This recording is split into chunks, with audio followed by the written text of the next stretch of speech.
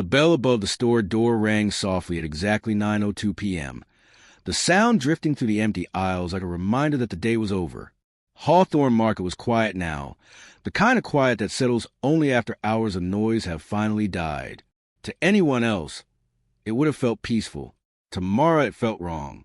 She had worked there long enough to know when something didn't belong. That night, the owner, Mr. Harlan, had stayed late. His office light was still on, and his voice carried to the store as he argued with someone on the phone. Mara couldn't hear the words, but she could hear the anger. Sharp, desperate.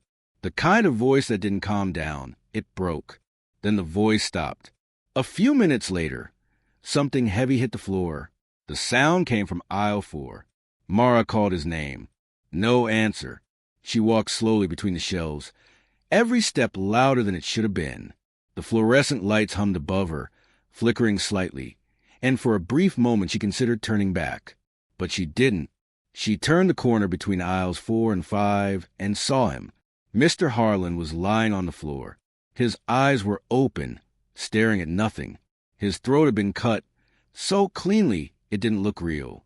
Blood spread across the white tiles, soaking into the thin cracks between them. The smell hit her a second later, metallic, thick, unforgettable. Mara froze. Then she screamed. She remembered dropping her phone, picking it up again. Her hands were shaking so badly she could barely dial. She remembered sirens slicing through the night, police officers rushing in, yellow tape sealing off the aisles. She remembered sitting on a crate with a blanket around her shoulders while strangers asked her questions again and again. A man had been murdered in that store. At least, that was what Mara remembered. 2 weeks later, she returned to work. The first thing she noticed was how clean everything looked. Too clean. The floor tiles were new, brighter. The air smelled like fresh paint instead of bleach. There was no tape, no signs, no scars. Her co-workers greeted her like nothing had happened. "How are you feeling?" they asked. "Better," she said, because she didn't know what else to say. At lunch, she asked if the police had made any progress. "Progress on what?" Someone laughed.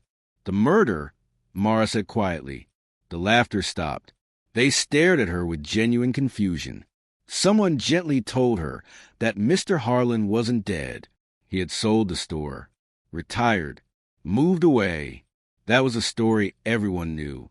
Mara felt the ground shift under her feet. She asked again. And again, every answer was the same. No murder, no body, no blood, no sirens. She went to the police station. There was no record, no report, no case, no death certificate. The officer searched the system, frowned, searched again, then looked at her with sympathy instead of concern. Security footage showed a normal night. Mr. Harlan locking his office, walking out alive. Mara counting the register. Nothing more. Witnesses denied everything. Customers she clearly remembered screaming now smiled politely and said they had never seen anything strange. Some suggested she was stressed. Others hinted she was making it up. Reality had erased the crime. Mara began to write everything down. She was terrified that if she didn't, the truth would disappear completely. She filled notebooks with details, the sound of the thud, the smell of blood, the exact spot where he fell. But the notebooks didn't last. Ink faded. Words thinned. Pages turned blank overnight. Once, she watched a sentence vanish while she was staring at it, letters dissolving like smoke. Only her memory remained. The store changed. New management arrived. Anniversary banners went up, celebrating decades of business. Customers laughed, argued, shopped. They rolled carts over the exact place where a man had died, unaware that anything had ever happened there. Mara stopped telling people. She learned that truth only existed when more than one person carried it. Alone, it became invisible, powerless, heavy. Sometimes she wondered why she remembered when no one else did, why the forgetting had spared her.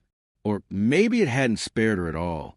Maybe it had chosen her as the place to bury the truth. Every night, when she locked the doors, the bell rang.